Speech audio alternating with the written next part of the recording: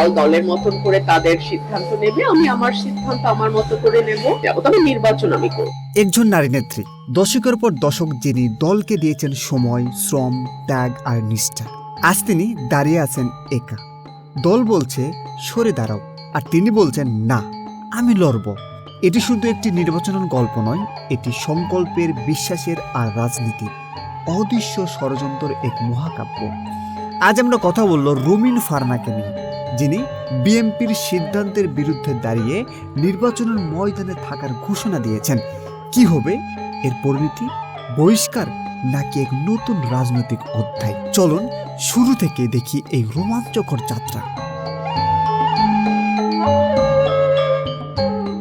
2025 সালে November BNP প্রকাশ করে তাদের নির্বাচনী প্রার্থীর তালিকা। প্রথমে তালিকায় ছিল না রুমিন ফারনার নাম, কিন্তু কিছুদিন পর ব্রাহ্মণবাড়িয়া 2 আসন থেকে তার নাম কেটে দেওয়া হয়। কেন? কারণ বিএনপির এই আসনটি ছেড়ে দেয় তাদের জোট সঙ্গী জমিয়ত উলেমায়ে ইসলাম বাংলাদেশকে। প্রার্থী হিসাবে মনোনয়ন পান মাওলানা জুনায়েদ আল হাবিব, প্রতীক খেজুর গাছ। রুমিন ফারনা বিএনপির আন্তর্জাতিক বিষয়ক সহকারী সেক্রেটারি, সাবেক সংসদ সদস্য এবং এক রাজনৈতিক পরিবারের উত্তরসূরি। তিনি হতাশ নন, তিনি ক্রুদ্ধ হন, কিন্তু নীরব থাকে না। তিনি বলেন, আমার বাবা ভাষা আন্দোলনের সৈনিক উলি আহাদ। 1973 সালে তিনিও এই আসন থেকে নির্বাচন করেছিলেন। একটি পাবলিক মিটিংয়ে তিনি স্পষ্ট ঘোষণা দেন, দলের সিদ্ধান্ত যাই হোক আমি নির্বাচন করব, প্রতীক যাই হোক আমি লড়ব। এই বক্তব্যে রাজনীতিতে মাঠে আগুন ধরে যায়। দল চুপ থাকেনি।